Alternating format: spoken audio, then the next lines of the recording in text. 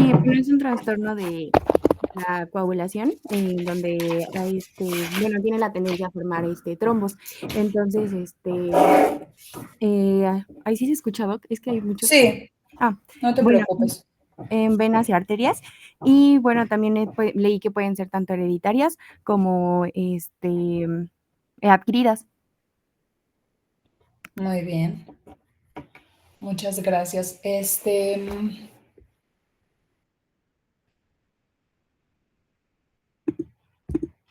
Maricruz.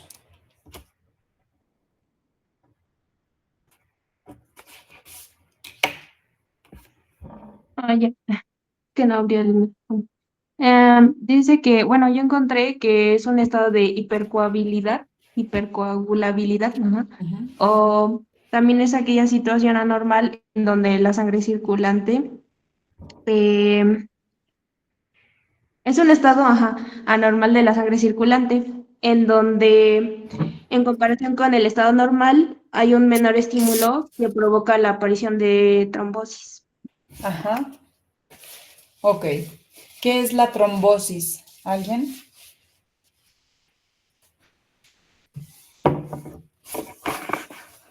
Em, Leslie.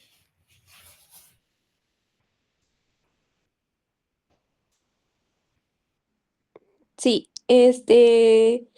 por lo que tenía entendido, la trombosis es pues la formación de un coágulo, dentro del vaso, que Ajá. pues lo que va a tener como consecuencia es que va pues a obstruir el flujo sanguíneo. Que va a obstruir el flujo sanguíneo, ok. Y dependiendo del vaso que obstruya, va a ser las manifestaciones clínicas que den, ¿no? Si es vena o si es arteria, y depende de la localización del vaso que esté ocluyendo, del vaso sanguíneo, pues. Este, mm, ok, ¿alguien sabe cuál es la triada de Birkhoff o de, ok, Maciel? Pues sí, primero es lesión endotelial, después esta es su alteración del flujo sanguíneo y la tercera es la hipercoagulabilidad. Hipercoagulabilidad. Ok, muy bien. Acuérdense que para activar la cascada de la coagulación, para empezar, siempre tiene que haber una lesión endotelial, ¿no? Habíamos dicho que la lesión endotelial iba a ser como el principal desencadenante porque la sangre está hecha para estar en contacto meramente con con el endotelio. Ujú. Fue hecha para estar en contacto con el endotelio, nada más. Ana. Ah, no bajé mi mano, Doc, perdón. Ah, va. Muy bien. Ok, entonces en cuanto a pues la introducción, como ustedes bien lo dijeron, pues la trombofilia, así como la hemofilia, filia es como una mayor tendencia a, así como la hemofilia es una mayor tendencia al sangrado, la trombofilia es una mayor tendencia a la trombosis, es justamente lo contrario, ¿no? Y yo les había comentado que la coagulación es un sistema muy especial en el que tiene que estar todo en absoluto equilibrio, porque si nosotros en la balanza, imaginen que acá tenemos los factores de la coagulación y acá tenemos los factores anticoagulantes naturales, ¿no? Si nosotros tenemos un incremento en la función de los factores anticoagulantes, ¿qué pasaría? Si los factores anticoagulantes le ganan a los factores procoagulantes. Ana. Pues no habría coagulación, habría sangrados excesivos. Ujú. Muy bien. ¿Y qué pasa si estos factores anticoagulantes están ausentes o no sirven para anticoagular y están entonces ganando los factores de la coagulación? Maricruz. Soy Fati, doctora. Pues va a ser lo contrario, que la sangre va a coagularse pues más o va a tener predisposición a la coagulación y a generar trombos. Exacto. Muy bien. Entonces tenemos que estar en constante equilibrio. Todo el tiempo, de hecho, están los dos sistemas trabajando y pues activándose y desactivándose todo el tiempo para llevar a cabo las funciones que se necesitan en el organismo. También les había dicho que nosotros necesitamos este sistema contrarregulador. De hecho, todo nuestro organismo está regulado y contrarregulado. O sea, todo nuestro organismo tiene como que su sistema activador en todo lo que ustedes, se imaginen en el organismo, tiene su sistema como activador y el contrarregulador, ¿no?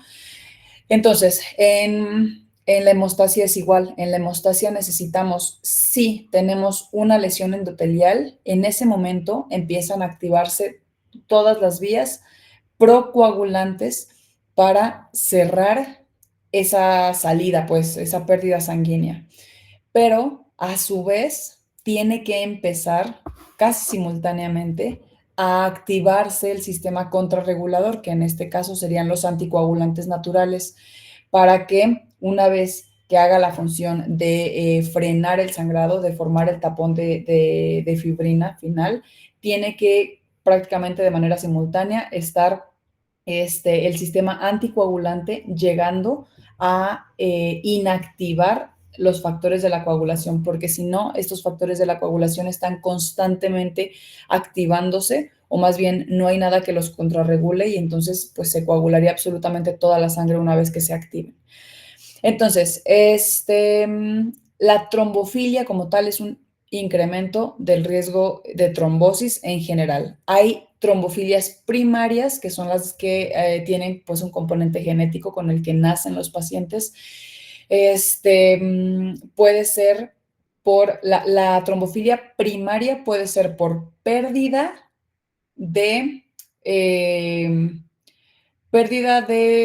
las proteínas anticoagulantes naturales, pérdida de la función de las proteínas anticoagulantes naturales o un aumento en la función de los factores de la coagulación. Puede ser porque no sirvan estas proteínas contrarreguladoras, o sea, no porque estén deficientes, sino porque no estén funcionando y entonces si no funciona el anticoagulante, entonces el factor procoagulante va a estar ganando todo el tiempo porque no va a haber quien lo inactive.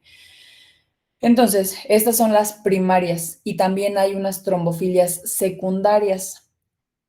¿A qué les suenan las trombofilias secundarias? ¿O qué ejemplos me pueden dar, Maricruz? Bueno, pues es que pues yo leí que las secundarias también se le podrían conocer como adquiridas. Bueno, pues soy Fati, no soy Maricruz. Perdóname. Y bueno, estas pues pueden ser como en el síndrome de antifosfolipídico, el síndrome antifosfolipídico, que pues esta es prácticamente una enfermedad autoinmune y pues otros que pueden influir pues es el embarazo, el uso de anticonceptivos. También decía que otros factores como la obesidad, el tabaquismo, la diabetes y la inmovilización es otro de los factores de riesgo. Por ejemplo, los pacientes, este, pues, con alguna cirugía o así, que pasan mucho tiempo inmovilizados, por eso se les ponen como medias de compresión. Exacto, porque aumenta el riesgo protrombótico. Y si tú te fijas, por ejemplo, en los pacientes postquirúrgicos, en un paciente postquirúrgico, de la triada que está aquí en la diapositiva, ¿qué crees que esté alterado en un paciente postquirúrgico complicado? A ver, Leslie. Muchas gracias, Fátima. De nada, doc. Leslie o Ana Mijares. Dijo que estaba alterado en un paciente con una cirugía mayor, ¿no? Una cirugía mayor. ¿O qué es lo que causaría el riesgo de trombosis? Podría ser primero la inmovilización prolongada. ¿Que entraría en qué de esta triada? En la éstasis sanguínea. Exacto, ajá. La cirugía o el traumatismo que haya sufrido que entraría en la lesión endotelial, ¿no? Exactamente. Y pues el hecho de que tenga, bueno, no sé, enfermedades anteriores, que pueda tener enfermedades inflamatorias o el exceso de inflamación que Ajá, puede generar hipercoagulabilidad. Lo ok. que decíamos, ¿no? Que, por ejemplo, cuando alguien sufrió una infección o a lo mejor un traumatismo, podía generar de que muchas plaquetas. Ajá, ok, sí, también. Entonces, sí, o sea, realmente hay muchas cosas o sea, que se agregan como factores de riesgo protrombóticos en los pacientes. Con una estancia prolongada en general, un paciente con una estancia prolongada va a tener todas las complicaciones, muy probablemente, o sea, complicaciones infecciosas y complicaciones, este, aún en pediatría tenemos complicaciones protrombóticas, que en pediatría va a ser menos común, en pacientes, entre más jóvenes, en teoría es menos común, en teoría, porque hay factores de riesgo asociados para el desarrollo de trombosis, como el tabaquismo, como bien lo comentaron, como el sobrepeso, como el síndrome metabólico, los pacientes oncológicos, no sé si alguien los mencionó, pero el simple hecho de tener el diagnóstico de un cáncer, ese ya es un factor de riesgo para el desarrollo de una trombosis. Si a este factor de riesgo que ya es el cáncer, ¿no? O sea, imaginen que en un paciente con una leucemia, este paciente con leucemia para recibir quimioterapia, muy probablemente le vayamos a colocar un catéter venoso central. Tiene leucemia, tiene un catéter y tiene quimioterapia, además, ¿no? Y muy probablemente vaya a tener un estado de una hospitalización prolongada, al menos en la inducción a la remisión, que es la primera fase de la quimioterapia y es la más prolongada. Entonces, en este paciente que les describí, en la leucemia, imaginen, tiene el diagnóstico, que es la leucemia aguda. Le ponen un catéter. ¿Qué es el catéter? O sea, ¿qué representa el catéter en el paciente? Para empezar, para colocar el catéter necesitan, pues, lesionar el endotelio, porque el catéter tiene que entrar a un vaso sanguíneo, ¿no? Entonces tienen que abrir el vaso sanguíneo para que entre el catéter. Y después ese catéter se queda fijo ahí. Imaginen que todo el tiempo yo les dije que la sangre está hecha para estar en contacto solamente con el endotelio. Entonces imaginen que nosotros le ponemos un catéter para que ese catéter esté todo el tiempo en contacto con la sangre, porque tiene que pasar por ahí todo, ¿no? Y estoy hablando de un catéter. Muchas veces se pueden trombosar incluso los pacientes canalizados, o sea, una canalización periférica también se ha trombosado, también se puede trombosar. Entonces, tiene pues este cuerpo extraño en contacto con la sangre todo el tiempo. Entonces, es como si todo el tiempo estuviera pues tratando de activar esta cascada de la coagulación, ¿no? O sea, ya es un riesgo agregado de trombosis. Y si a esto le agregas que el paciente muchas veces en la hospitalización no se va a mover, va a estar todo el tiempo acostado o sentado, porque aparte tiene neutropenia, como para andar paseando por el hospital, pues tampoco. Y además, en las leucemias, por ejemplo, o en general en los pacientes oncológicos, hay ciertos fármacos de quimioterapia que todavía aumentan más el riesgo de trombosis. Específicamente en la leucemia linfoblástica aguda hay un medicamento específico que se llama L-asparaginasa, que es uno de los que más complicaciones da en cuanto a las complicaciones de trombosis. Pero ¿qué pasa? Que este medicamento no lo podemos quitar porque aparte es uno de los medicamentos clave para el tratamiento de las leucemias agudas.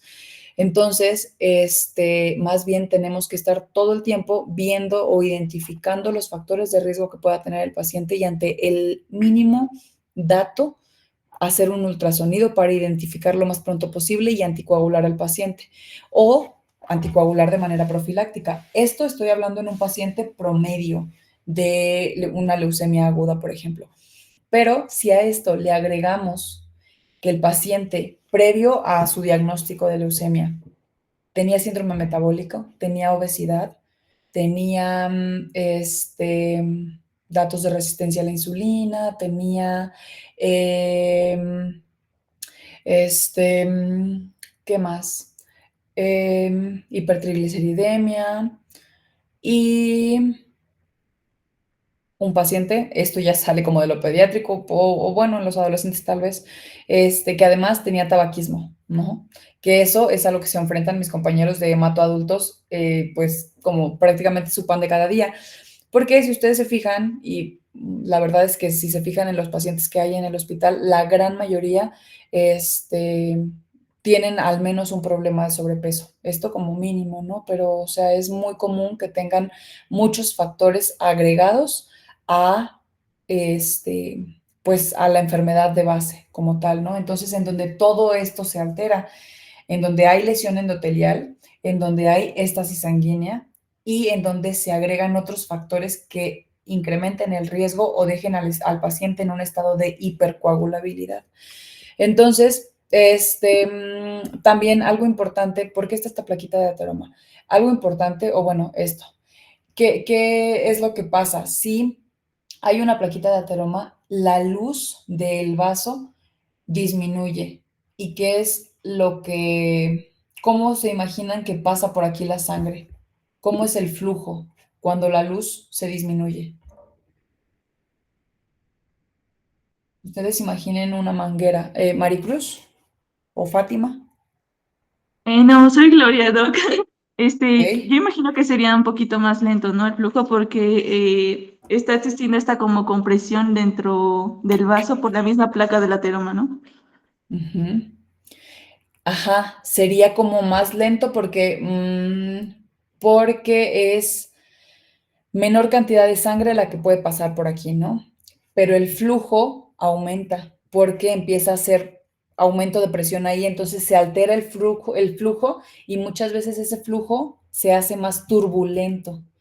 Entonces, este flujo que a lo mejor de manera habitual, con el diámetro habitual y constante, se mantiene estable este flujo, de pronto llega un momento en el que la luz del vaso se hace más chiquita y el flujo se hace más turbulento. Y al hacerse turbulento, puede lesionar el endotelio sin que necesariamente haya una lesión directa, o sea, sin que necesariamente llegue alguien con un bisturí y corte para entrar un catéter o sin que a lo mejor llegue, no sé, yo me corte con un cuchillo, ¿no? O sea, realmente esta lesión endotelial no necesariamente requiere que se corte el vaso sanguíneo como tal.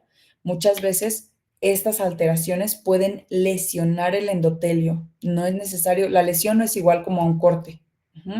La lesión del endotelio se puede dar, repito, aún con esta plaquita de ateroma, con estos cambios en el flujo sanguíneo, puede haber un flujo más turbulento y en esos flujos turbulentos puede haber una alteración en el endotelio, puede haber una lesión en el endotelio que por mínima que sea puede empezar a activar estos factores de la coagulación, porque al estar expuesto el subendotelio, ustedes saben que empiezan el resto de los factores a activarse. Entonces,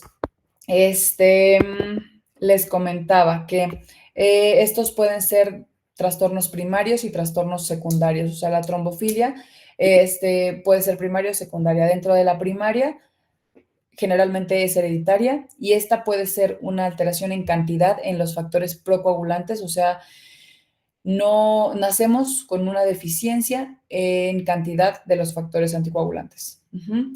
O puede haber una deficiencia en la síntesis, en la función, o sea, puede que no tenga yo factores, no se sinteticen, o que sí tenga, pero no estén funcionando adecuadamente. Y si no están funcionando, entonces dejo que ganen los factores procoagulantes, que son los factores de la coagulación.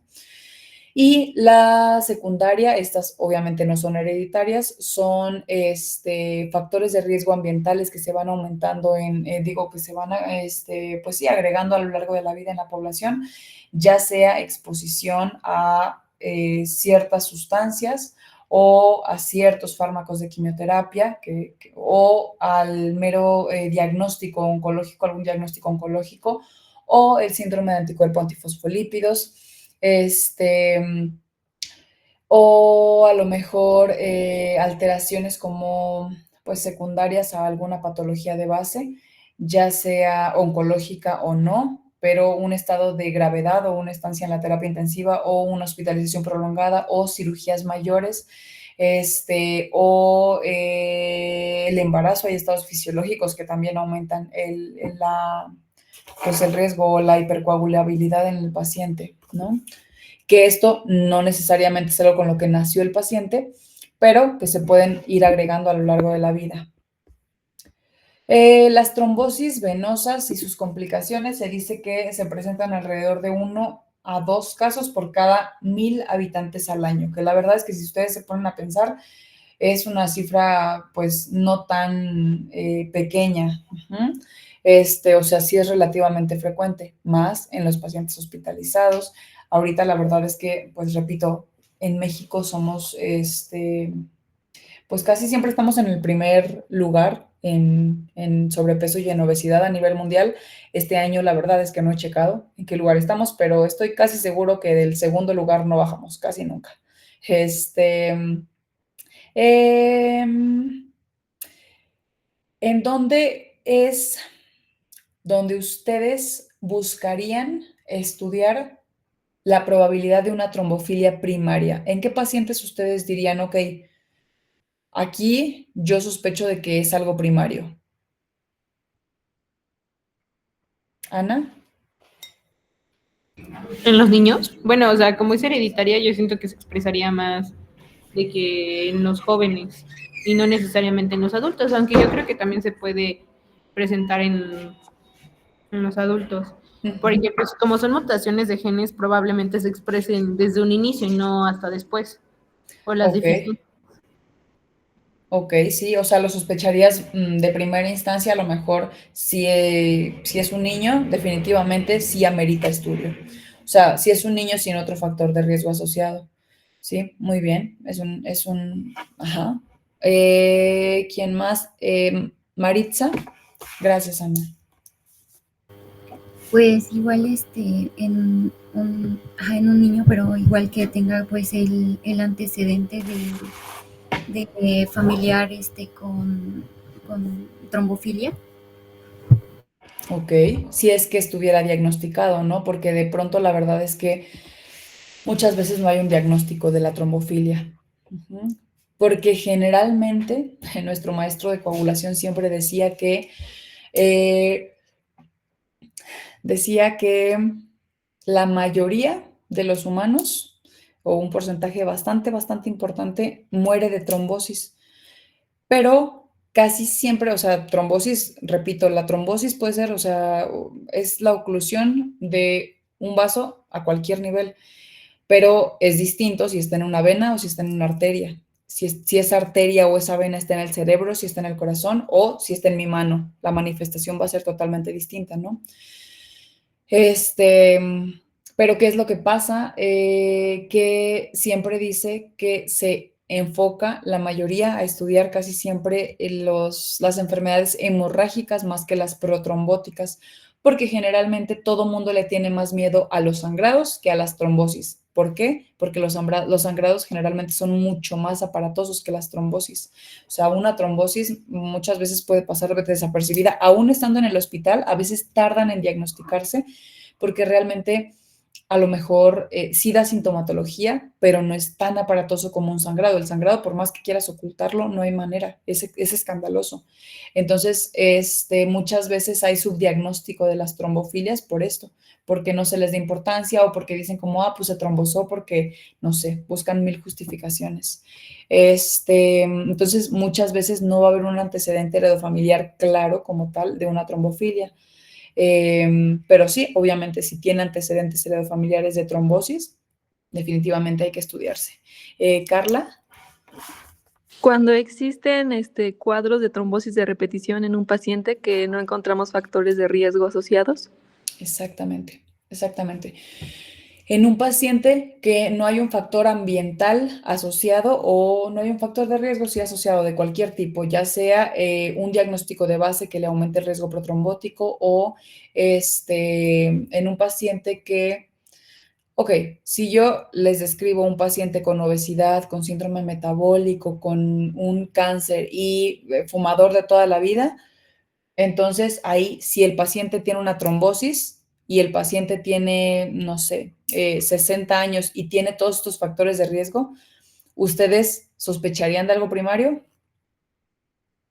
No, sería de una adquirida. Pero muy probablemente es algo adquirido porque aparte, o sea, digo, tiene un diagnóstico oncológico, pero además tiene otros muchos factores asociados para el desarrollo de esta trombosis, ¿no? Entonces, este, pues sí, de primera instancia, o sea, yo sospecharía que tiene muchos factores de riesgo para haber desarrollado esa trombosis y no necesariamente algo con lo que haya nacido, ¿no?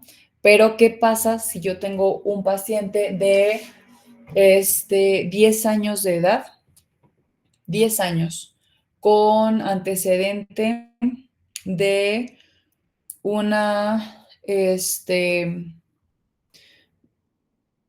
de un infarto cerebral a los 5 años y después de ahí empezó con crisis convulsivas y ahorita viene porque se trombosó un brazo. El paciente no tiene sobrepeso, no tiene aparentemente ningún diagnóstico agregado. ¿Ustedes ahí qué pensarían?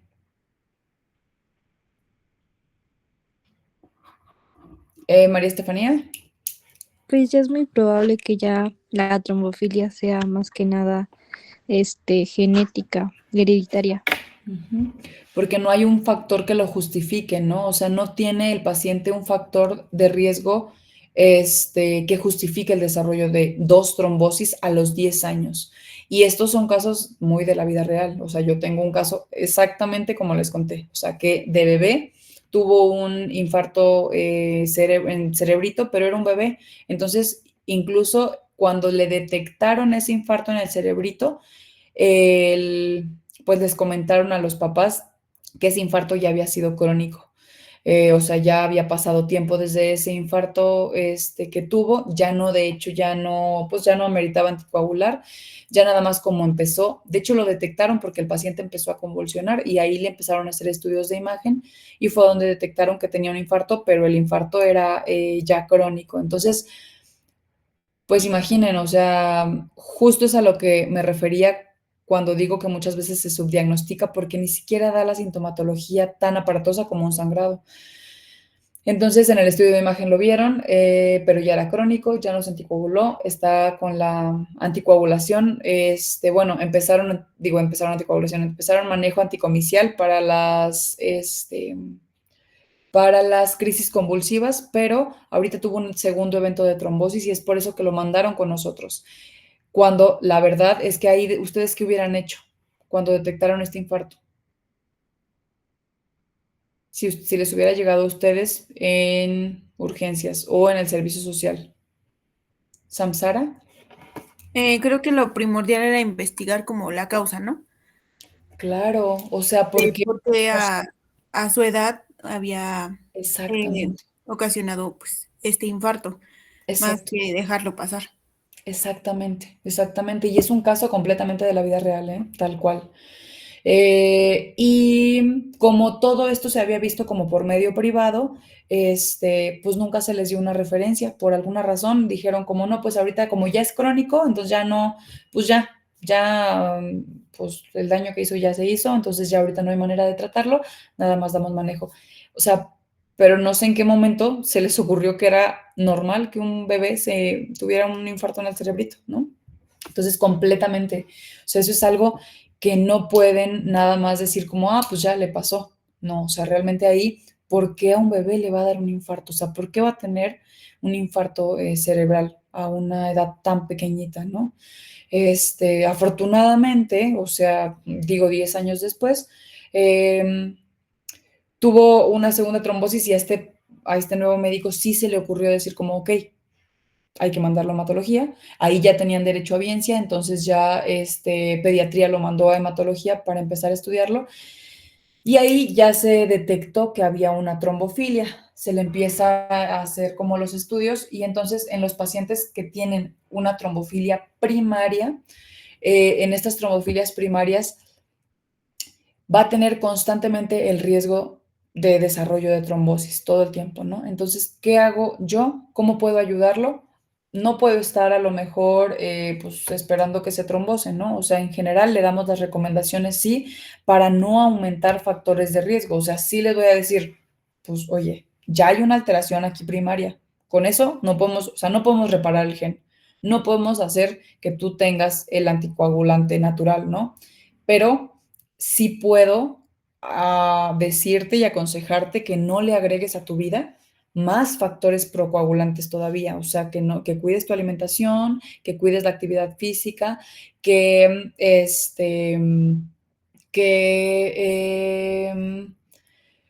pues en general, si puede usar medidas de compresión, si puede, a lo mejor implementar como ciertas medidas, no fumar, obviamente. Y en estos pacientes muchas veces es recomendable una tromboprofilaxis. Maritza. Doc, y en este caso, como por ejemplo que detectaron al pacientito, este, se, se pedirían como estudios para sus familiares o algo por el estilo para ver, no sé, porque pues si está como, bueno, es primaria, pues debe de haber una falla en ellos, ¿no? Entonces de una vez aprovecharía para ahí checarlos a ellos.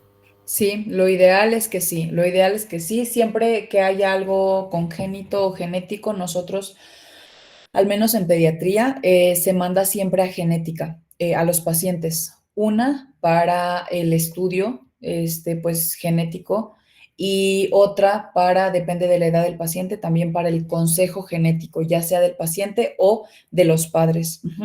Porque si es que se detecta en los padres, pues obviamente se les comenta, o de acuerdo a la alteración genética que tenga. Si tiene una alteración genética que es dominante, entonces se le explica a los papás, pues que a lo mejor, muy probablemente si tienen otro bebé, también va a tener la alteración, ¿no?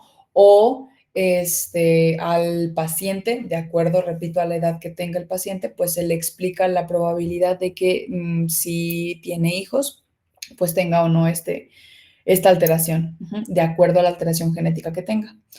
¿Qué más? Entonces, en todo paciente, bueno, sabemos que hay factores, hay factores ambientales asociados, ¿no? Entonces, en todo paciente que no tenga un factor claro ambiental para el desarrollo de esta trombosis,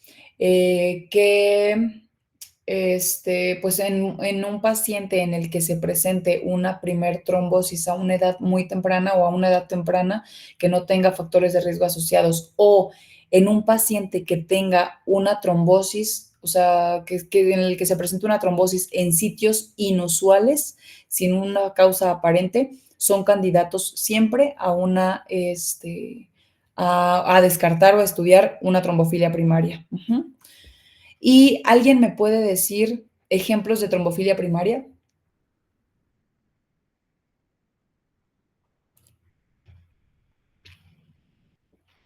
Carla.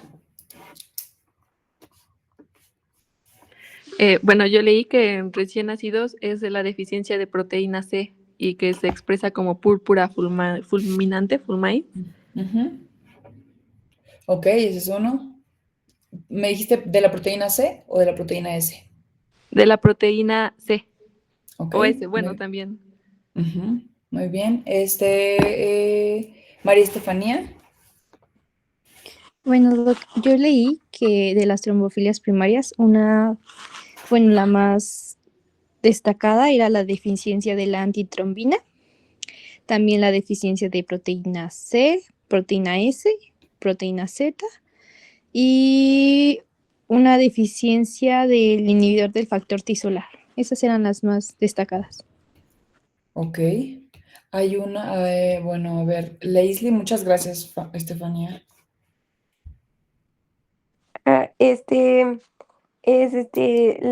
Como dijo mi compañero, de deficiencia de antitrombina 3 y la mutación del gen de la protombina, que es creo que, bueno, leí que era el G2021OA, que pues es el aumento de la protombina, pues va a ser más coagulación.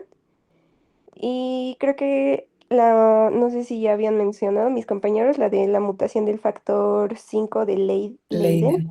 Exacto. Justo es la que faltaba de mencionar. De estas, ¿cuál es la más común? ¿Alguien sabe? la más frecuente. Maricruz. No sé si estoy bien, pero creo que es la resistencia de proteínas activada, que es la del factor 5 de Leiden. Exacto, muy bien. Perfecto.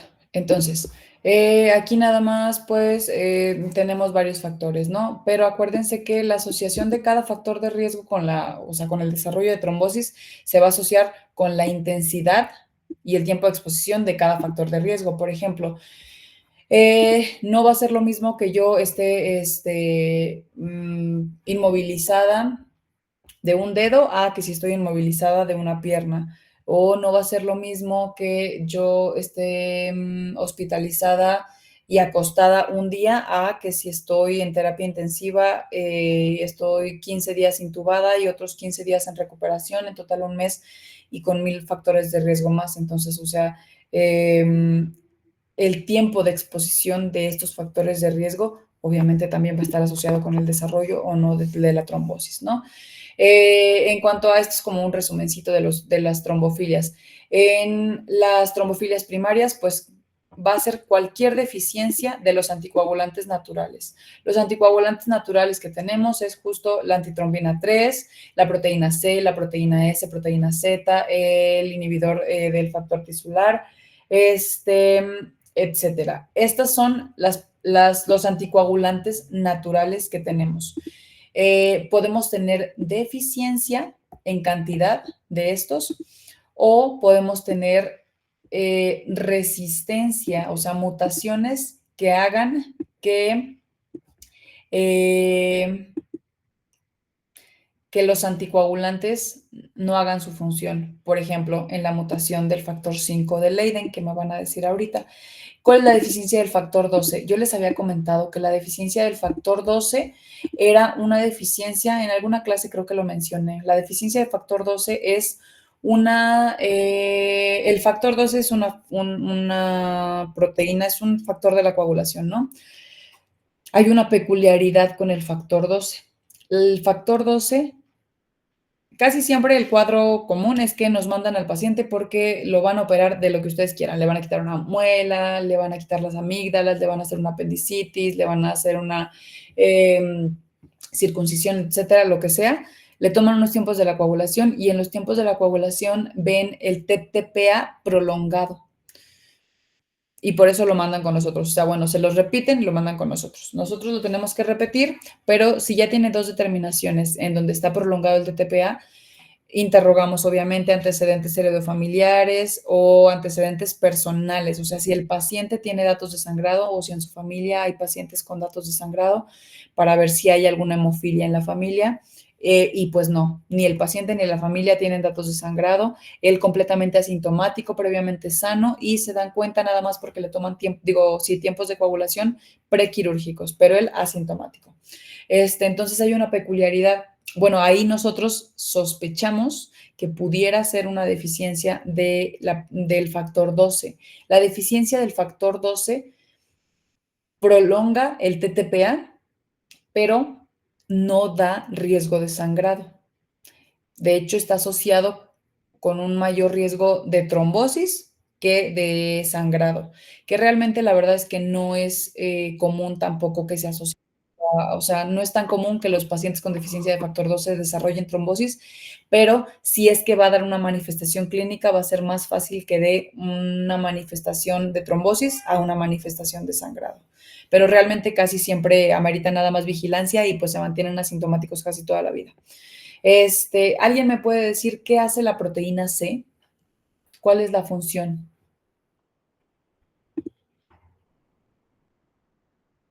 ¿De cuál dijo, Doc? De la proteína C.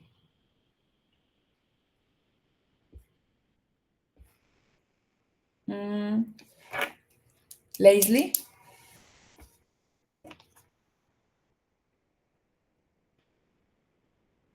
Inhibir la coagulación.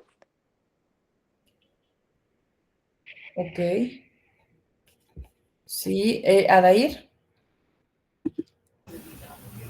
Pues como dijo mi compañera, casi me inactiva los dos factores de la coagulación, el factor 5 y el factor Factor 8, que al hacerlo frena la cascada de coagulación y evita que el coágulo siga creciendo sin control. Exacto. Ok, muy bien, justo. O sea, el factor 8 es uno de los que inhibe, ¿no? El 5 y el 8 activado. Entonces, ¿qué es lo que pasa en la mutación del factor 5 de Leiden?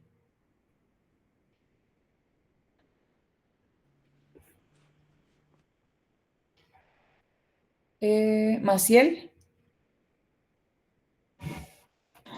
Bueno, pues primero, lo normal sería que la proteína C inactiva el factor 5, lo cual limita pues la formación de trombina, y para que justamente evita que la coagulación pues se pase, ¿no? De la raya. Y en este caso, en esta mutación, hace que el factor 5 mutado no puede ser inactivado adecuadamente por la proteína C. Entonces el factor 5 permanece activado por más tiempo. Entonces, en consecuencia, nos genera pues más trombina, más formación de fibrina y pues mayor riesgo de trombosis. Exacto, perfecto. Muy bien. Bueno, en cuanto a la trombofilia secundaria, pues tenemos que entre mayor edad, mayor riesgo de trombosis, la obesidad, obviamente, o el síndrome metabólico, el síndrome de antifosfolípidos, las neoplasias en general, de las que ustedes quieran. Aquí las dividen, aquí se refieren neoplasias a los tumores sólidos y las neoplasias mieloproliferativas son, pues, pues los tumores líquidos, que son las leucemias, ¿no? Síndrome nefrótico, CUSI, como que todo estado proinflamatorio, el embarazo, el posparto y el puerperio son altamente protrombóticos. Las terapias hormonales, los anticonceptivos orales, es un riesgo aumentado. O sea, una paciente que tenga antecedente de una trombofilia primaria, y llega con ustedes y les dice que quiere empezar su vida sexual y quiere empezar con anticonceptivos. O sea, bueno, alguna forma. ¿Ustedes qué le dirían?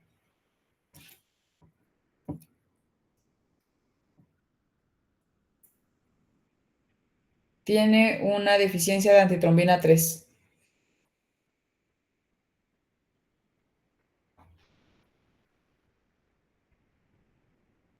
Y quiere empezar a usar algún método.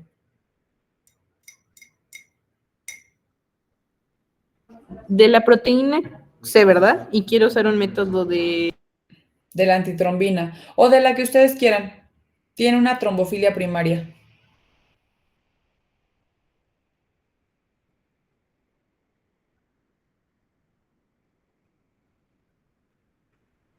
¿Le darían anticonceptivos orales?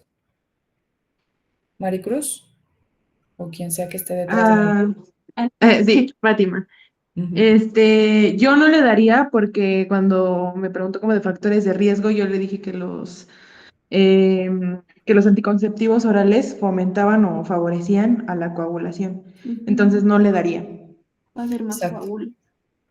Exacto. De hecho, es una de las contraindicaciones. O sea, está contraindicado en un paciente con una trombofilia primaria el uso de anticonceptivos orales, porque ahí nosotros estaríamos incrementando muchísimo el riesgo de trombosis.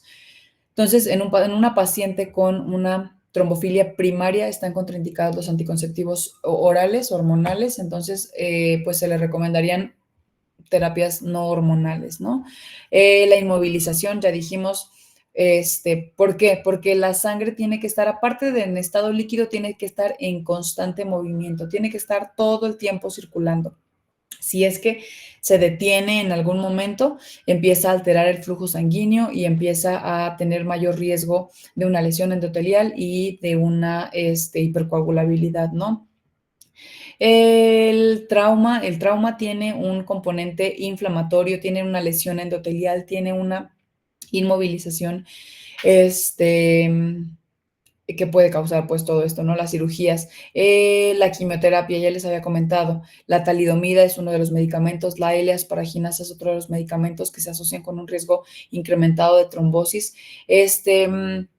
Si llega una paciente con ustedes de 30 años de edad, femenino 30 años de edad, que no ha podido embarazarse y que refiere antecedente de 3 abortos previos y ahorita llegó con aumento de volumen en la pierna derecha, con dolor y aumento de volumen importante, cambios en la coloración.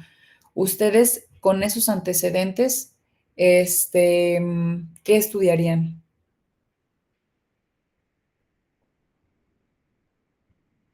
Ustedes me lo mencionaron hace ratito y ahorita lo acabo de mencionar hace un momentito también. Ana. Podríamos pedir de que primero la proteína C, que creo que es la más fácil, y factores de la coagulación. ¿Pensarías en algo primario? Sí, bueno, no, olvídelo, secundario, porque ya me acordé que una de las causas de secundaria puede ser el embarazo.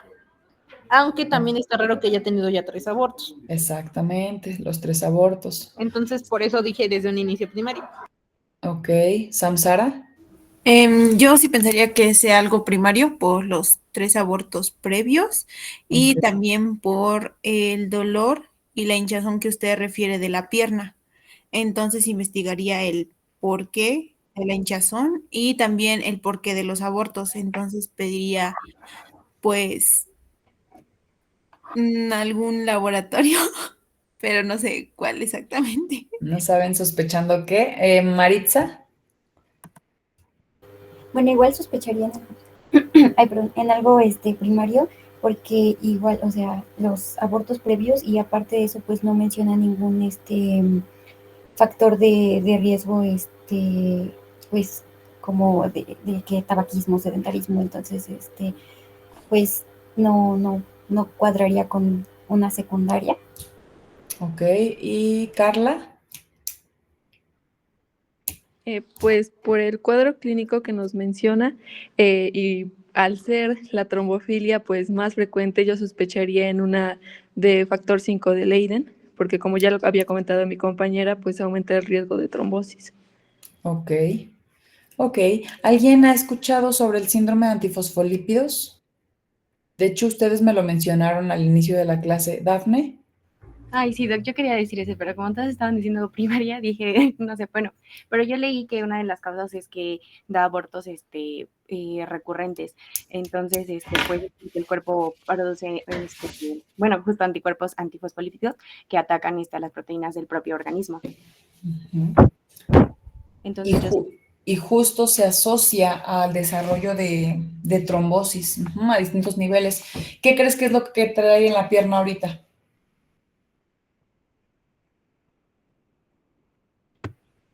pues podría ser una trombosis, ¿no? Venosa. Exacto, trae una trombosis venosa, justo. Entonces, trae una trombosis venosa, es una paciente joven, con antecedente de 3 abortos. Ahí, más que una trombofilia primaria, digo, sí es una paciente joven, pero también es una paciente mujer con antecedente de estos abortos previos. Yo ahí descartaría por los abortos previos, descartaría justo pues un anticuerpo antifosfolípidos, o sea, un síntoma de anticuerpos antifosfolípidos. Que uno de los criterios justo es las pérdidas gestacionales recurrentes, ¿no? Y el antecedente de trombosis también. Doc, entonces, pues lo que pediríamos sería, bueno, lo de los anticuerpos, pero también podríamos pedir un Doppler para, pues, para lo de la pierna, ¿no? Lo tienen que pedir. Y bueno, creo que también la proteína C, ¿no? Podríamos, pero no estoy segura de eso. Sí, claro, o sea, para el abordaje de las trombofilias primarias, depende de la que esté sospechando, nosotros podemos pedir niveles séricos de proteína C, niveles séricos de proteína S, niveles séricos de antitrombina 3 como parte del abordaje, tiempos de coagulación, obviamente. También dentro del abordaje pedimos niveles de factor 12 para ver si está disminuido. Entonces, si llega un paciente con nosotros, de todas formas, le tenemos que, si no tiene otros factores de riesgo, pues tenemos que descartar una trombofilia primaria y por eso nosotros pedimos estos laboratorios como parte del abordaje de trombofilia primaria, que son los niveles de proteína C, niveles de proteína S, niveles de antitrombina, niveles de factor 12, tiempos de coagulación. No podríamos pedir el factor 5 de Leiden, porque para ese no tenemos como pues los niveles pero sí se puede determinar la alteración genética para diagnosticarlo. Entonces, si tenemos cualquiera de estos, el paciente tiene un mayor riesgo del desarrollo de trombosis. En esta paciente, si yo estoy sospechando de un anticuerpo antifosfolípidos, entonces yo solicito laboratorios inmunológicos y reumatológicos para descartar, o sea, el síndrome de anticuerpos antifosfolípidos y así, bueno, y obviamente, si llega con una trombosis aguda o yo sospecho de una trombosis aguda, definitivamente le pido un ultrasonido Doppler a cualquier nivel. Lo primero, obviamente, es pedir el ultrasonido Doppler, ya se confirma, inicias la anticoagulación y empiezas a estudiar el por qué. La verdad es que en estos casos, pues obviamente se prefiere que estudies pues todo el abordaje para la trombofilia se tiene que hacer, lamentablemente, pues en agudo no se puede porque todo va a estar alterado, no va a estar valorable. Entonces tienes que primero resolver el cuadro agudo de la trombosis y después, pues ya por consulta externa, después de que resuelva este evento agudo de trombosis, puedes estudiar la coagulación. Porque si la estudias en ese momento, va a estar todo alterado. Va a estar todo alterado porque voy a tener anticoagulación, porque voy a tener una trombosis ahí aguda que va a alterar absolutamente todos los valores y no va a ser valorable. Bueno, este es como una tablita. Me voy a adelantar porque la verdad es que está un poco extensa esta clase, pero bueno, estos en general ya los mencionamos. O sea, este es una pirámide en donde va de menor a mayor riesgo trombótico. Estos son los factores secundarios que nosotros podemos tener: la obesidad, la edad,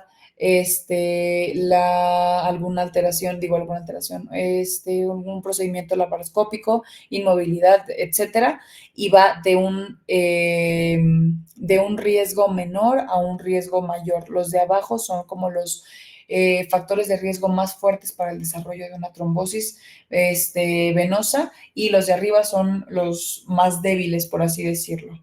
No quiere decir que la obesidad sea un factor débil, sino que a lo mejor la obesidad necesita más tiempo de exposición a este factor de riesgo para el desarrollo de trombosis a comparación de una fractura de pelvis, ¿no? O sea o una cirugía ortopédica mayor, que a lo mejor va a requerir una menor exposición para el desarrollo de una trombosis. Y aquí están la mayoría de las alteraciones congénitas de las trombofilias primarias y la frecuencia que hay en la población general. Yo les había comentado que el factor 5 de Leiden es de las trombofilias más frecuentes a nivel mundial, de las congénitas más frecuentes a nivel mundial. Y a pesar de ser de las más frecuentes, realmente el riesgo de desarrollar trombosis sí es mayor, obviamente, al de la población en general, pero no es tan importante como, por ejemplo, la deficiencia de antitrombina, la deficiencia de proteína S o la deficiencia de proteína C, que incluso estos, si ustedes se fijan, ustedes mismos me comentaron que estos dan manifestaciones muchas veces desde recién nacidos. O sea, hay pacientes recién nacidos que hacen una púrpura fulminante, pues secundario a la deficiencia de las proteínas S o la proteína C, que en realidad estos dos son cofactores. Entonces, la sintomatología que pueden dar es similar, pues. Entonces, a pesar de ser de los más frecuentes, sí incrementa el riesgo, pero no tanto como estas, ¿sale? Hay algo que también nos puede dar mayor riesgo de trombosis y es el incremento del factor 8. Si tenemos un factor 8 disminuido, nos va a dar riesgo de sangrado. Sí. Hay momentos en los que se incrementa mucho ese factor 8, puede ser de manera primaria o secundaria, y pues también va a aumentar el riesgo de trombosis. Ahora, dentro de los hereditarios tenemos la deficiencia de antitrombina 3.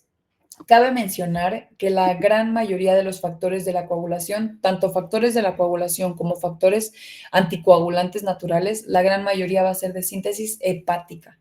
Entonces, también ahorita que ya hemos comentado varias clases de la coagulación, ahorita ya saben por qué En una falla hepática va a haber manifestación hemorrágica porque va a haber un consumo o una deficiencia de los factores de la coagulación. De manera secundaria, ahí los factores de la coagulación no nacieron deficientes, ahí más bien como los factores de la coagulación se sintetizan en el hígado, si yo tengo una falla en el hígado va a dejar de producir estos factores de la coagulación. Entonces, al no producir factores de la coagulación, obviamente puede dar manifestaciones hemorrágicas secundarias a la deficiencia de los factores, ¿no? De síntesis de los factores o al consumo de estos factores. Entonces, la antitrombina 3, esta fue la primer trombofilia descrita a nivel mundial, fue en 1965. La antitrombina 3 es de síntesis hepática, como ya les comenté. Su función es inhibir las serinproteasas, que pues al final de cuentas serinproteasas son los factores de la coagulación. El factor 2, el factor 9 activado, el factor 10 activado, el factor 11 activado y el 12 activado. Los inhibe, ¿sale? Entonces, si no tenemos la manera de inhibir estos factores de la coagulación, los factores de la coagulación van a seguir activándose todo el tiempo. Entonces, puede estar todo el tiempo en estado de hipercoagulabilidad. El tipo de herencia es autosómica dominante. La vida media es de 65 horas y la antitrombina 3 va a tener una función similar a la heparina, pero va a verse potenciada. Y hay dos tipos principalmente, la tipo 1 que es cuantitativa y la tipo 2 que es cualitativa. De hecho, casi todas las trombofilias primarias que vamos a ver, casi todas van a ser tipo 1 y tipo 2, y en casi todas, para que no se les olvide, en casi todas la tipo 1 es cuantitativa y la tipo 2 es cualitativa, ¿sale? Para que no se les olvide. Entonces, bueno, para el diagnóstico, para empezar, tenemos que tener un paciente en el que tengamos la sospecha. ¿Qué quiere decir? Un paciente que no tenga factores aparentes asociados al desarrollo de trombosis, no tenga factores de riesgo pues asociados, un paciente joven, un paciente que tenga una trombosis en un sitio inusual, o que tenga antecedente de más de un episodio de trombosis, ¿sale? Porque no es normal. Quiero pensar que ninguno de ustedes se ha trombosado alguna vez, y si se ha trombosado hay que empezar a estudiar esos factores anticoagulantes naturales, ¿no? Pero si ustedes se fijan, es muy poco frecuente que a una edad temprana haya presencia de trombosis.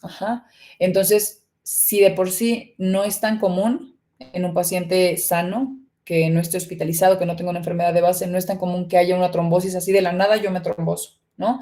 No es tan común. Y si aparte le agregas que ya tuve 2 eventos previos de trombosis, pues menos común es, ¿no? Definitivamente se hace candidato a estudiar y descartar una trombofilia primaria. Entonces, ya tengo el paciente, ya documenté una trombosis y tiene antecedente de otras trombosis, pues anticoagulo al paciente, y ya después de que se resuelve, estudio la coagulación y estudio los anticoagulantes naturales. Entonces yo le pido, dentro del abordaje, le pido niveles de antitrombina 3 y si está deficiente, pues obviamente si está deficiente en cantidad, pues no vamos a tener, aunque funcione, no vamos a tener la cantidad suficiente para hacer su función y anticoagular, ¿no? Y puede estar suficiente en cantidad, pero el funcionamiento anormal, y va a ser la de tipo 2. Entonces, bueno, esa es una, la deficiencia de la proteína C. Les había comentado que hay algo que se llama el sistema de proteína C, que es distinto a la proteína C como tal. El sistema de la proteína C van a estar conformados por estos, por la proteína C, por la proteína S, por la trombomodulina, y la función de estos factores, o sea, de este grupo de factores anticoagulantes, va a ser la inhibición de los cofactores del factor 5 activado y del factor 8 activado. Entonces, aquí si ustedes se fijan, la proteína C y la proteína S, ambos forman parte del sistema de la proteína C, ¿sale? El sistema de la proteína C en conjunto va a inhibir a los factores 5 activado y 8 activado. Entonces, por eso, La proteína C y la proteína S se dice que son cofactores. Entre ambos van a inhibir al factor 5 y al factor 8.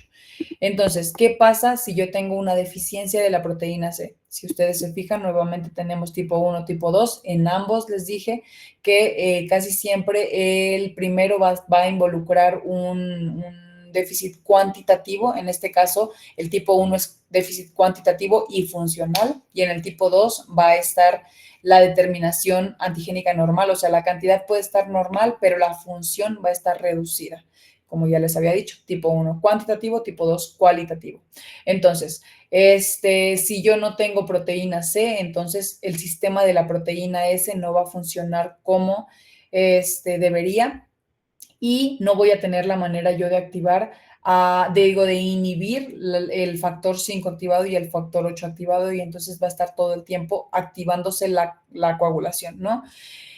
Puede dar datos de trombosis venosa superficial o profunda y trombosis venosa a nivel del sistema nervioso central o cerebral. Se conocen más de 100 mutaciones distintas. Yo a lo mejor no quiero que se aprendan específicamente dónde se cambia la arginina por nada de esto, ni en específicamente qué aminoácido, pero sí quiero que sepan cuándo, o sea, que no se les que un paciente desarrolle varias trombosis en su vida, que no es normal, ¿sale? Que sepan que tienen que estudiar a los pacientes, que sepan que existe una deficiencia de proteína C, que existe una deficiencia de la proteína S, que existe una deficiencia de la antitrombina, o que en general yo tengo que buscarle a ese paciente, si no tiene un factor de riesgo, tengo que buscarle algo congénito que esté causando estas trombosis para yo poder ayudarle a disminuir el desarrollo de trombosis, porque estos pacientes, repito, se hacen candidatos a una anticoagulación profiláctica, ¿sale? Entonces, la gran mayoría de los pacientes que tienen alteraciones en la proteína C van a ser del tipo 1, que van a ser pues deficiencias cuantitativas, que pues a su vez va a tener disminución en la función porque no va a tener la cantidad suficiente, ¿no? La gran mayoría. Y las mutaciones de tipo 2 son las que les comenté, que la función va a ser la que está alterada. O sea, dice actividad reducida, pero niveles antigénicos normales. Quiere decir que la cantidad está normal, pero no funciona como debería. Y pues hay muchas formas que se han encontrado ya de estas mutaciones de la proteína C. Hay un riesgo medio de trombosis a comparación de otras, pero hay al menos 2 docenas de mutaciones que tienen el riesgo de desarrollar una trombosis masiva. Imaginen, aquí nuevamente tipo 1 cuantitativa, tipo 2 cualitativa. Esto ya lo vimos, pues conlleva un estado de hipercoagulabilidad. El cuadro clínico, ok.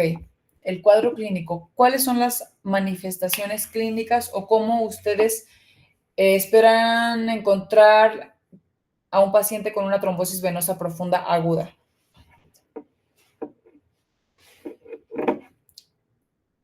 ¿Qué manifestaciones clínicas tiene? ¿Cuál es el cuadro clínico de una trombosis venosa profunda aguda?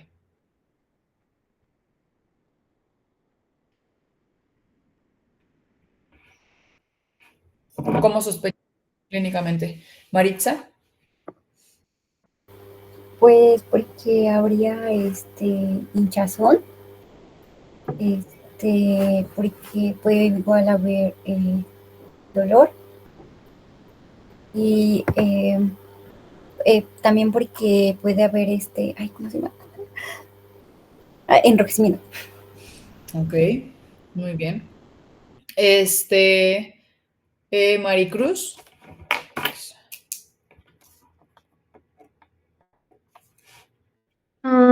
Lo que dijo Maritza, de que puede haber edema, edema, enrojecimiento, pero se dan principalmente en miembros inferiores y mm, que puede causar inmovilidad prolongada y creo que ya. Sí, incluso, o sea, puede ser un edema leve que a lo mejor pase desapercibido, pero generalmente cuando hay una trombosis de una de una venita un poquito pues de mediano calibre, sí da un aumento de volumen importante. Siempre hay que medir en base al contralateral. Si es en brazo, medir el brazo contralateral. Si es la pierna, medir la pierna contralateral. Lo ideal sería que se midiera la superficie, el diámetro de cada una de las extremidades y entonces hacer la comparativa para ver si objetivamente hay un aumento de volumen, pero generalmente es evidente que si lo comparo con el contralateral hay un aumento de volumen importante y hay un dolor, el paciente se queja de mucho dolor, puede haber cambios en la coloración, generalmente si el paciente anda pues caminando, le causa problemas posteriormente para la deambulación. Otro de los datos a lo mejor de alarma es que tal vez en hospitalización nosotros nos acostumbramos a que es mucho más frecuente tener el desarrollo de trombosis en los pacientes, pero si yo ando por la calle, por la vida, haciendo mis actividades habituales y de pronto tengo un aumento de volumen en una pierna, y no tengo ningún antecedente personal patológico, no es normal, ¿no? Definitivamente tengo que estudiar por qué me trombose de la nada, ¿no? Si yo no estoy hospitalizada, si yo no estoy inmovilizada, si yo no tengo otro factor de riesgo. Entonces, en el cuadro clínico, pues puede haber trombosis a cualquier nivel. Aquí se dice que de 1.2 a 1.4% de las personas sin antecedente de una trombosis venosa profunda van a tener una deficiencia de la proteína C o del sistema de la proteína C, pero en pacientes con diagnóstico de una trombosis venosa profunda se dice que hasta el 4 o 5% de estos pacientes que presentan una trombosis venosa profunda va a ser una deficiencia de la proteína C. La edad media de presentación es a los 45 años aproximadamente.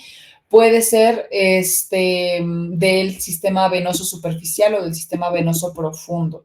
Y se dice que aproximadamente, que a los 45 años, aproximadamente 50% de los pacientes que tengan una deficiencia de la proteína C, que sean heterocigotos, van a tener al menos un episodio en su vida a los 45 años.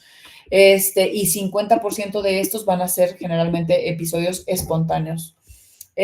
Otra es que puede haber manifestaciones poco habituales. ¿Cuáles son las manifestaciones poco habituales de la trombosis? Digo las localizaciones, perdón.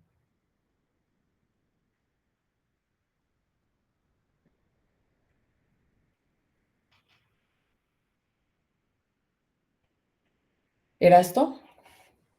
Las menos comunes Ajá. son las venas cerebrales. ¿Cómo?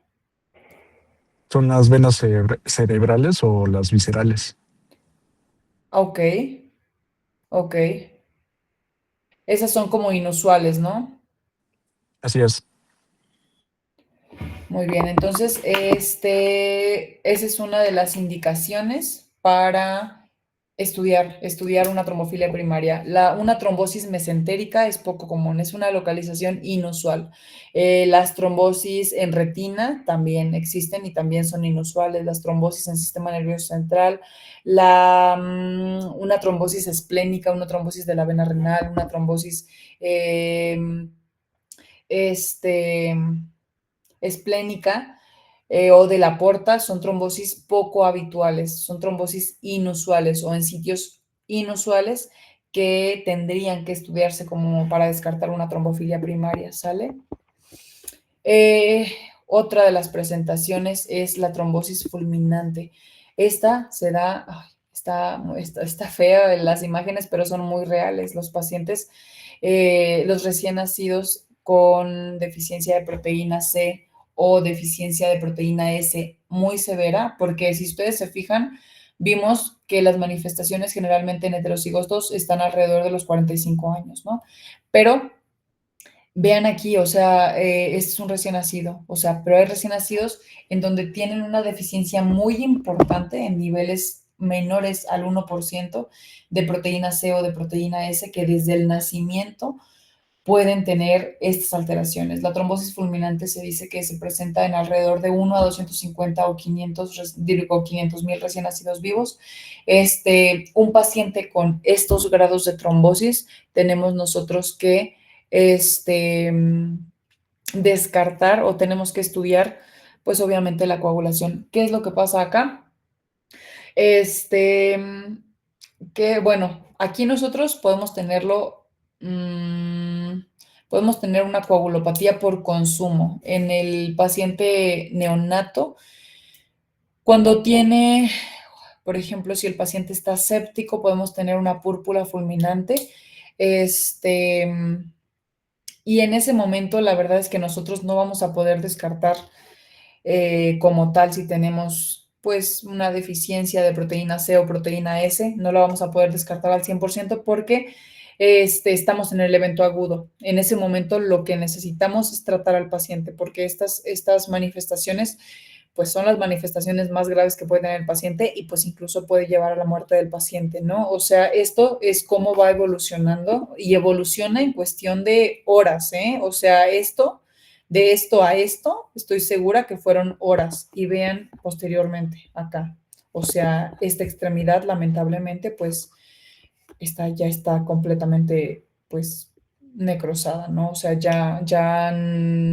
este tejido ya está muerto, ya no hay manera de salvarlo. Acá afortunadamente se logró, ahí está como pues un poquito, pero esta extremidad lamentablemente pues no sobrevivió, ¿no? Está feo y por eso en ese momento lo que más nos surge es pues iniciar el tratamiento. Iniciamos el tratamiento en la púrpura fulminante.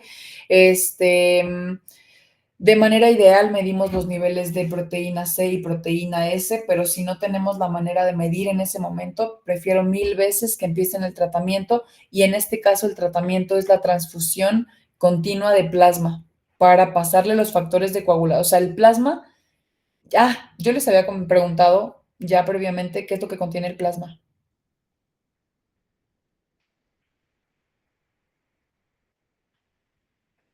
Bueno, voy a continuar. Ustedes van a leer lo que contiene el plasma, porque ya me habían prometido leerlo. Existe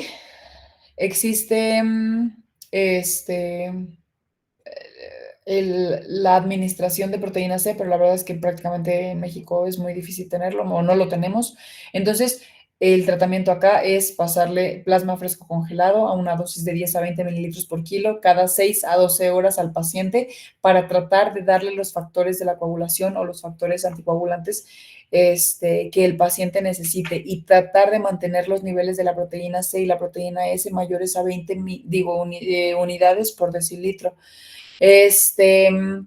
Eso de manera inicial, de manera aguda, nosotros pasamos plasma. Posteriormente, después de que se estabilizó al paciente, empezamos con antagonistas de la vitamina K, podemos usar heparinas de bajo peso molecular, tenemos la posibilidad de reemplazar la proteína C, continuar con plasma fresco congelado y si es necesario, puede el paciente llegar incluso a trasplante hepático, pero esto obviamente depende de la etiología que causó esta púrpura fulminante, ¿no? En la deficiencia de proteína S, aquí nada más quiero que sepan que la proteína S también, recuerden que forma parte del sistema de la proteína C. La proteína S es un cofactor de la proteína C que actúa en conjunto para inactivar al factor 8 y al factor 5 activado. Esta es una proteína vitamina K dependiente. Yo ya les había preguntado antes cuáles eran los factores vitamina K dependientes y también, además de los factores de coagulación, había factores anticoagulantes naturales que eran dependientes de vitamina K. Estos son algunos de ellos. Por eso aquí se pueden usar antagonistas de la vitamina K como anticoagulantes.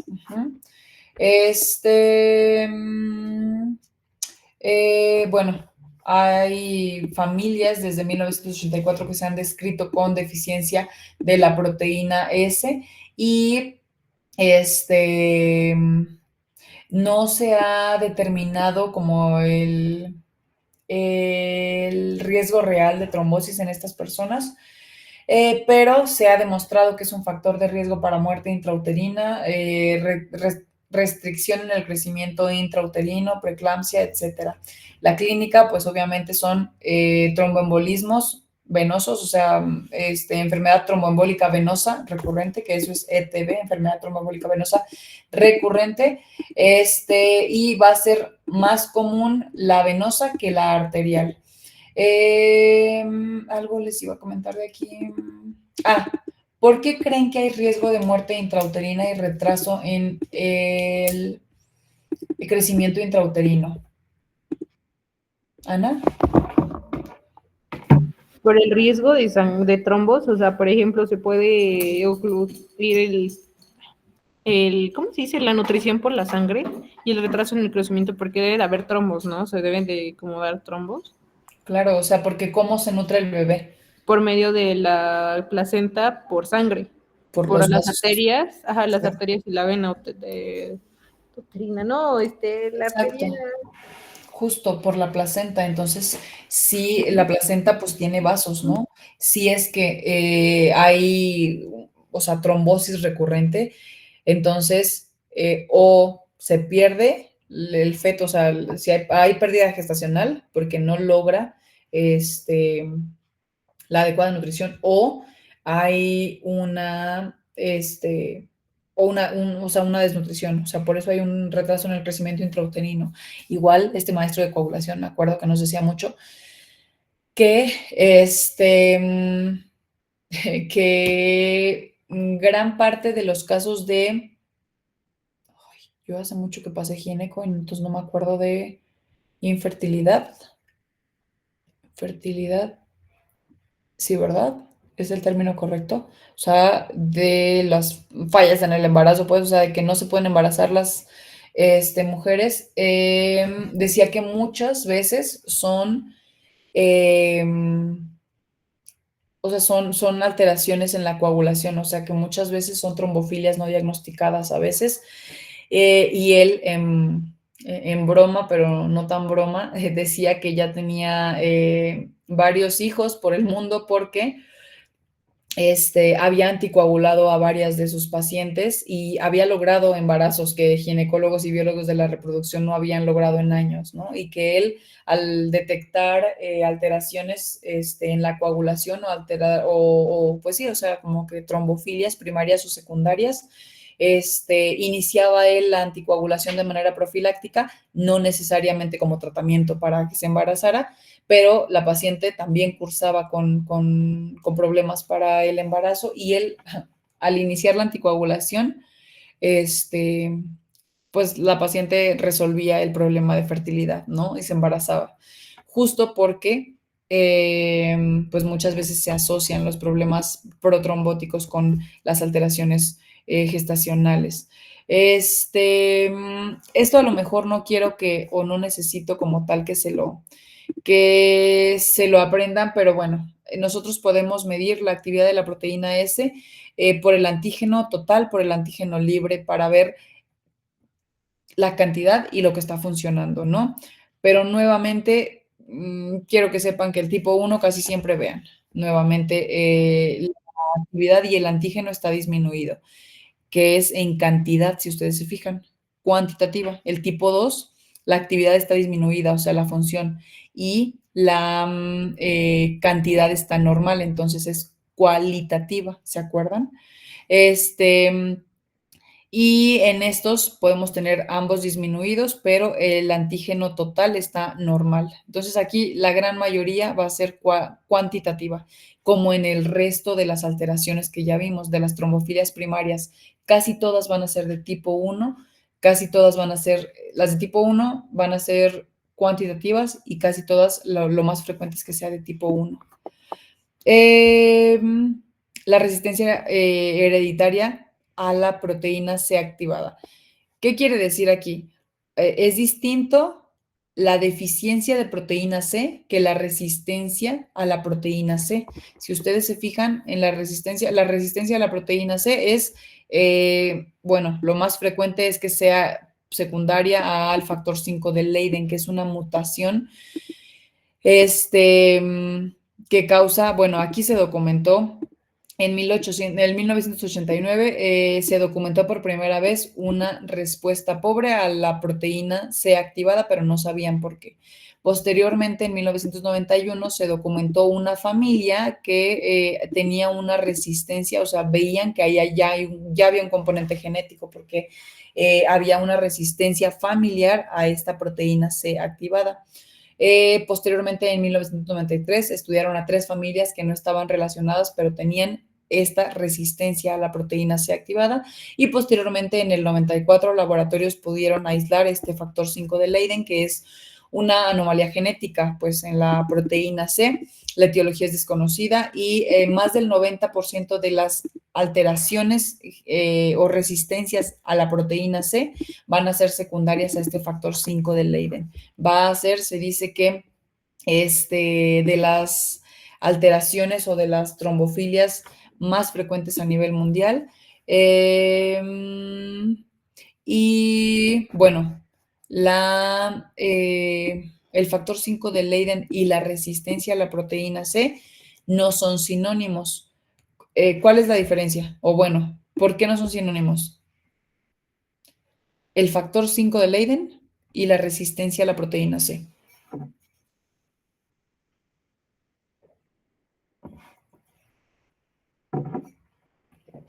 El factor 5 de Leiden va a causar resistencia a la proteína C. Resistencia a la proteína C. ¿Pero va a ser lo único que pueda causar esta resistencia?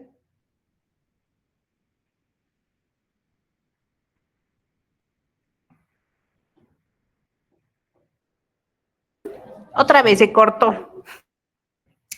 El factor 5 de Leiden es lo mismo que la resistencia a la proteína C.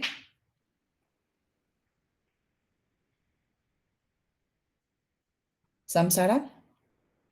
No sé si esté bien, pero lo voy a intentar. Creo que no es lo mismo, ya que en el factor 5 de Leiden va a haber resistencia por la inactivación de la proteína C. Y en la resistencia como tal, siento que no va a haber ninguna captación de la proteína C, creo.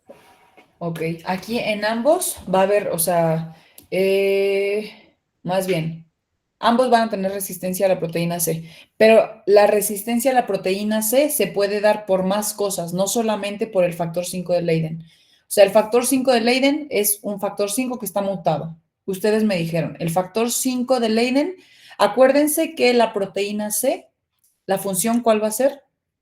La función de la proteína C.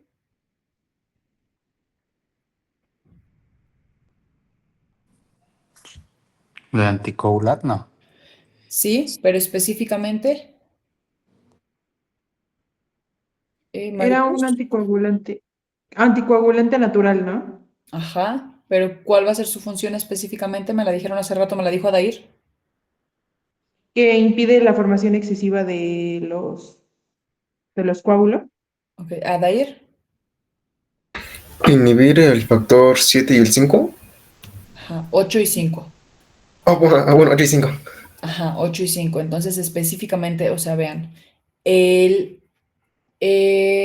la proteína C o el sistema de la proteína C en general o sea, son de los sistemas anticoagulantes, ¿no? Proteína C, anticoagulante natural.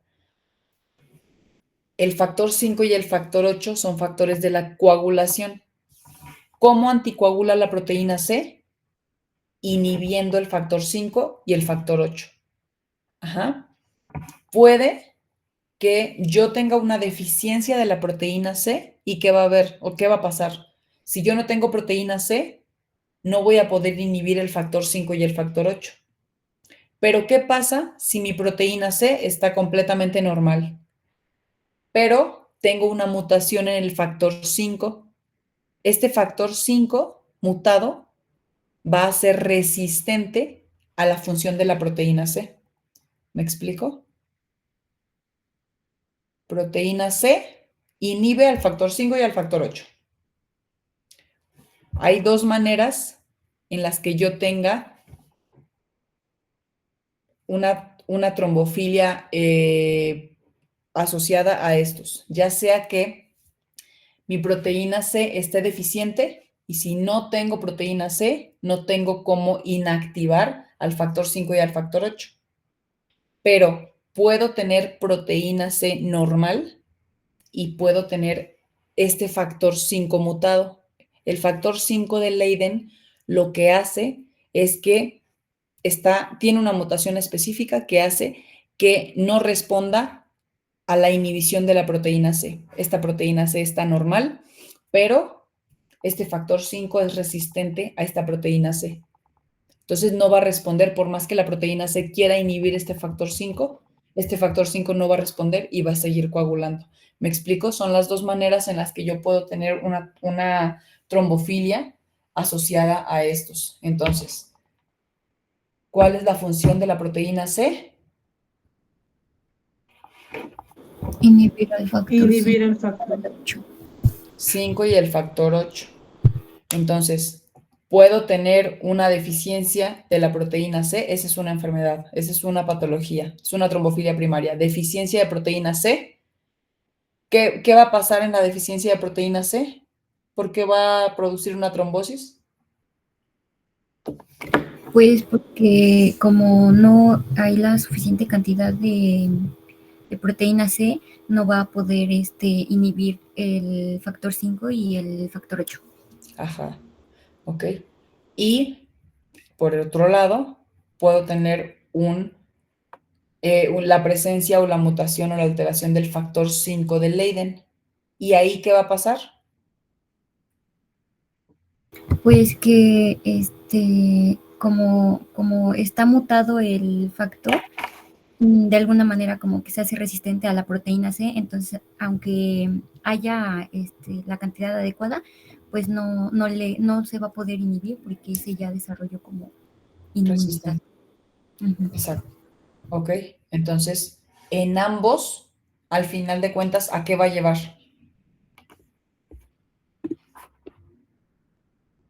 a generar trombosis. A generar trombosis, exactamente. Ok, bueno. Pues esto es lo que les había comentado. Este es en general el complejo de la proteína C, la trombomodulina, la proteína C, la proteína S. Y pues esto es el complejo hace que se inhiban el factor 8 y el factor 5 activado. Pero bueno, en la resistencia a la proteína C activada, lo que va a pasar es que va a haber una respuesta anticoagulante reducida. ¿Por qué? Porque ya sea que los cofactores, vamos a tener cofactores anómalos de la proteína C activada o los sustratos van a ser defectuosos de la proteína C activada o va a haber anticuerpos que interfieran con la función normal de la vitamina, del complejo de la proteína C. El factor 5 de Leiden aquí, esto es lo que yo les decía que a lo mejor no quiero que se aprendan específicamente en qué nucleótido hay el cambio de una guanina por una,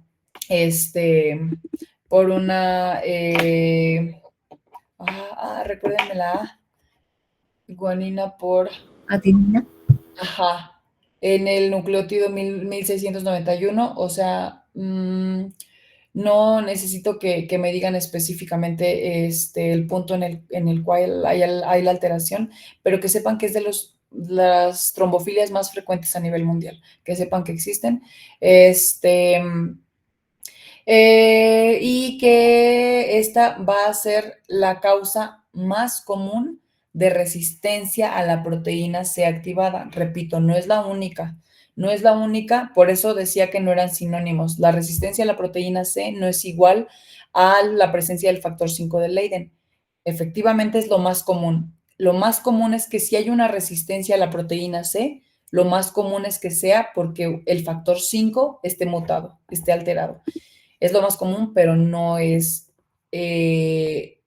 sinónimo. Entonces, aquí, ¿qué es lo que pasa? O sea que esta molécula, este factor 5 de Leiden, imaginen que yo tengo no sé, tengo un factor 5 activado, ¿no? Y yo necesito, pues, a la proteína C para que inactive este factor.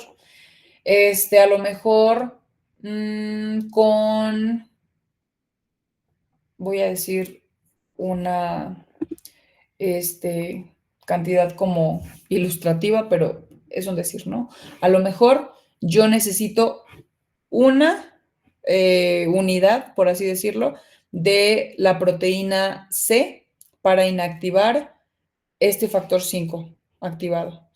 Pero si yo tengo el factor 5 mutado, que es el factor 5 de Leiden, es probable que yo para inactivar esta unidad del factor 5 de Leiden, de esta unidad, pues sí, del factor 5 activado de Leiden, voy a necesitar 10 unidades para inactivar esta.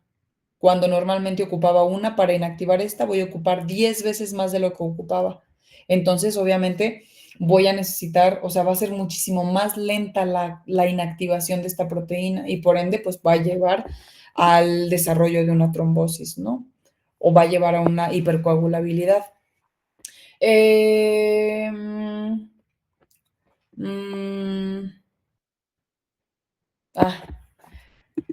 ¿Qué pasa? O sea, esto sí existe, ¿no? O sea, ¿qué pasa si el paciente tuviera estas dos alteraciones? O sea, tuviera una hemofilia A y tuviera la presencia de un factor 5 de Leiden.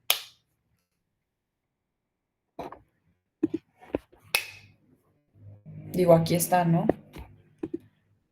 Pero ¿por qué va a pasar esto?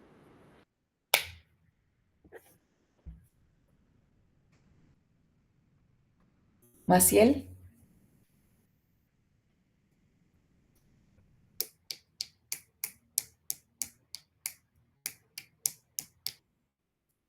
¿Maritza? Pues es que bueno, de la hemofilia A habíamos dicho que era por el factor 8 y ¿cómo se llama? La resistencia, o bueno, la mutación del factor 5, era, ya se me cruzaron los cables. El factor 5 es el factor 5 y la hemofilia es con el factor 8. Sí, es que me confundí con lo de la proteína C, ya. Pero no, pero igual ibas en lo correcto. Sí, pero ya no sé cómo. Ok, está bien, no te preocupes. ¿Ana?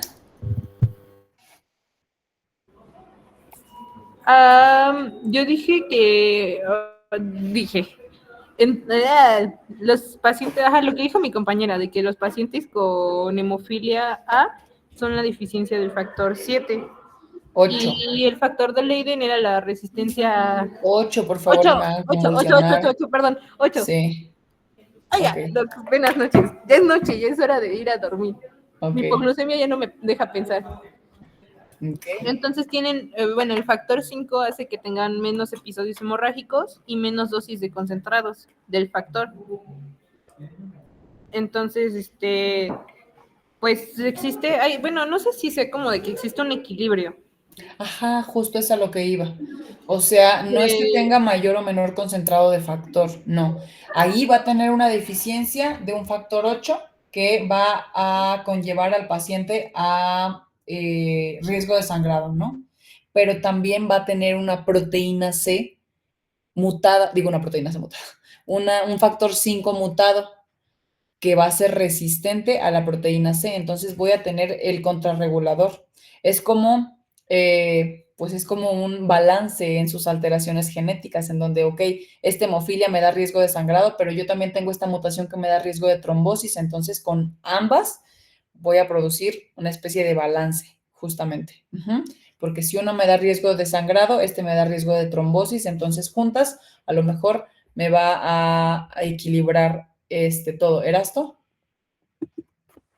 Entonces, a grandes rasgos, la hemofilia va a tener tendencia a sangrar, ¿no? Sí. Por la falta del factor 8. Y el factor 5 de Leiden va a tener una resistencia de la proteína C que va a tener como una mayor coagulación. Ajá. Entonces ahí es cuando se compensa, equilibran y hacen menos sangrado. Exactamente, se compensa. Ujú. Y de hecho también aquí, pues obviamente como va a tener la hemofilia, también el riesgo de trombosis, pues también es un poquito menor, porque va a tener la deficiencia del factor 8 que va a compensar un poquito el riesgo de trombosis. Pero sí, es como si les hubieran compensado por ahí.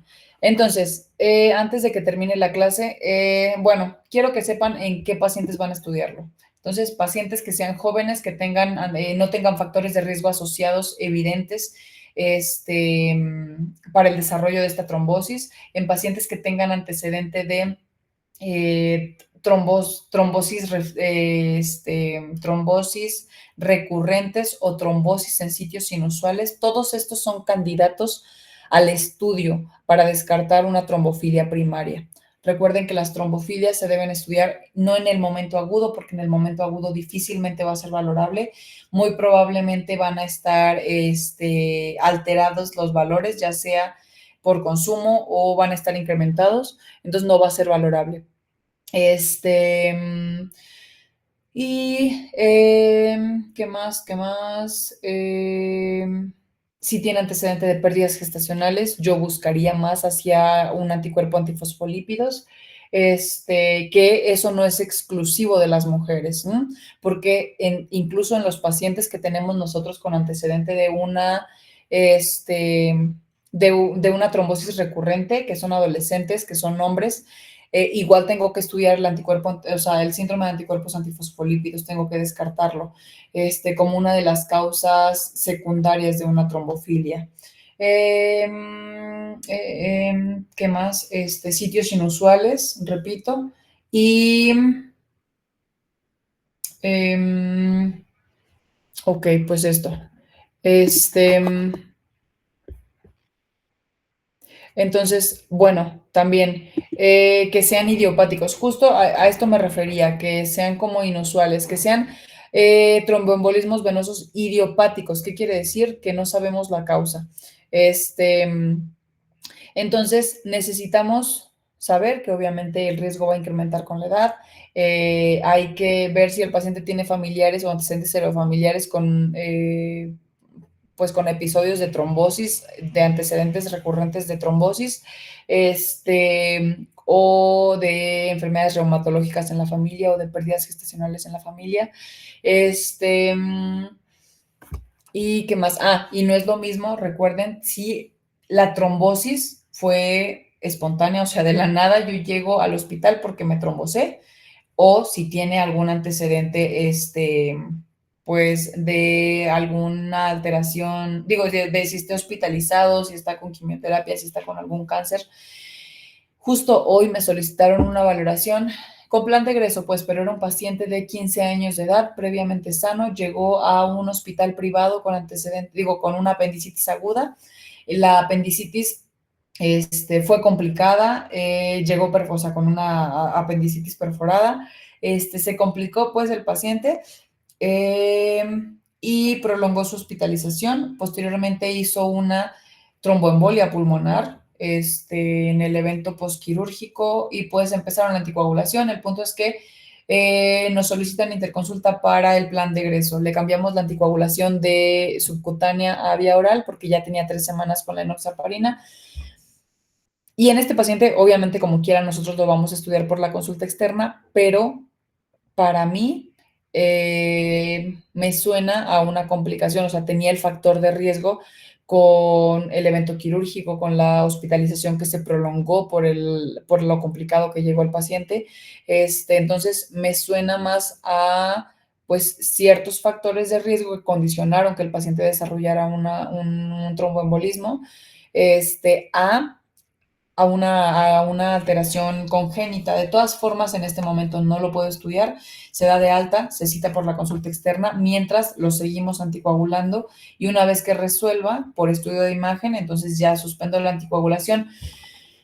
Antes de que acabe la clase, quiero que sepan que la anticoagulación de una trombosis venosa o de una trombosis en general, casi siempre se recomienda una anticoagulación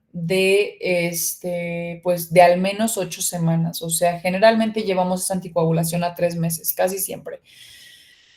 y le hacemos estudios de imagen de control para ver si va resolviendo o no esta trombosis. Si es que ya resolvió, pues suspendo bueno, generalmente la llevo a 3 meses y después ya la suspendo. Si a los 3 meses le hago estudio de imagen y sigue sin resolver, puedo inclusive continuar la anticoagulación hasta que la resuelva, ¿no? En los pacientes que tienen una trombofilia primaria, hay dosis profilácticas y dosis terapéuticas de la anticoagulación. Entonces, en los pacientes que tienen factores de riesgo, que tienen una trombofilia primaria, muchas veces ameritan, profilaxis, tromboprofilaxis, pues, o sea, anticoagulación profiláctica, a dosis profilácticas, o sea, una dosis pequeña de anticoagulación, y más si tiene factores de riesgo asociados. En los pacientes oncológicos con hospitalizaciones prolongadas, con otros factores de riesgo, también pudieran llegar a necesitar dosis profilácticas de anticoagulación, pero muchas veces pues cuidamos un poquito porque sabemos que la quimioterapia también va a causar baja de plaquetas, también puede causar alteraciones en la coagulación, entonces muchas veces no lo iniciamos de manera temprana, pero pudieran ser candidatos a. ¿Qué más? La dosis, bueno, ¿alguien sabe qué anticoagulantes usamos generalmente en el evento agudo de una trombosis profunda? Maciel. Lo siento, doctora. Es que, bueno, yo iba a decir heparinas de bajo peso molecular, como la enoxaparina, Muy pero bien. no. Sí, perfecto. O sea, en el evento agudo es lo ideal. Se prefieren las heparinas de bajo peso molecular, la enoxaparina, que a dosis, o sea, en el momento agudo, las dosis terapéuticas quiere decir que son dosis que vamos a usar para tratamiento. En el momento agudo se usa enoxaparina a 1 miligramo kilo dosis cada 12 horas. O sea, si yo peso 50 kilos, entonces, a mí me van a administrar la enoxaparina, acuérdense que es subcutánea. Entonces, la enoxaparina, si yo peso 50 kilos y ahorita me tromboso, me van a iniciar 50 miligramos subcutáneos de enoxaparina cada 12 horas. En el momento agudo, al menos 2 semanas se prefiere la enoxaparina a un rivaroxaban, por ejemplo. El rivaroxaban es mucho más cómodo de administrar. También se puede usar en un evento agudo, pero generalmente preferimos la enoxaparina y ya posteriormente cambiamos al rivaroxaban. A lo mejor de manera inicial, si el paciente está hospitalizado, le puedo iniciar la enoxaparina y ya cuando se va a casa, para que en casa no esté batallando inyectándose la enoxaparina, entonces igual le doy el rivaroxaban vía oral y le pido estudios de imagen de control para documentar cómo va respondiendo esa trombosis. Acuérdense que ustedes tienen que saber los datos clínicos de una trombosis arterial y de una trombosis venosa. Acuérdense que hay diferencias porque pues la manifestación tiene que ser distinta porque la función es distinta, ¿no?